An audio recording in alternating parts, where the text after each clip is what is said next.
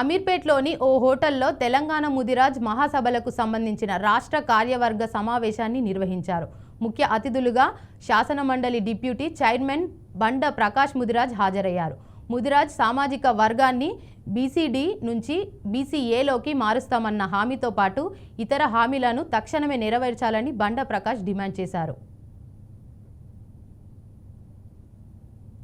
మండల కేంద్రాల ద్వారా రెవెన్యూ అధికారుల ద్వారా గౌరవ ముఖ్యమంత్రి గారికి రాష్ట్రంలో ఉన్న అన్ని మండలాలలో మేము వినతి పత్రాలు సమర్పించడం జరిగింది. దానికి మా ముదిరాజ్ బంధువులంతా కలిసి మరి ర్యాలీలు తీసి ఊరేగింపులు నిర్వహించి మరి వారికి రిప్రజెంటేషన్స్ ఇవ్వడం అనేది అందరూ చూస్తూనే ఉన్నారు. మరి అయినప్పటికీ ప్రభుత్వంలో ఇంకా చలనం లేదు.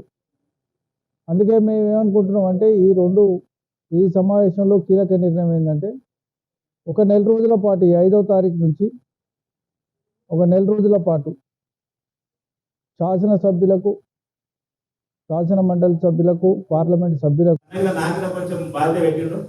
ఈ మధ్యలో కాంగ్రెస్ ప్రభుత్వం స్టేట్ కోఆపరేషన్ ముద్రా సంఘానికి కోఆపరేషన్ చరిత్ర చేయడం జరిగింది.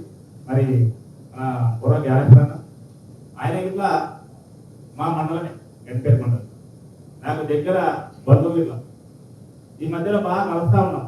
అక్కడ లోకల్ ఏ ప్రోగ్రామ్ అయినా నాకు చెప్తున్నాడు, అతను చెప్తున్నాడు, మా సంఘాల పరంగా కానీ ఇంకే రకంగా. మరి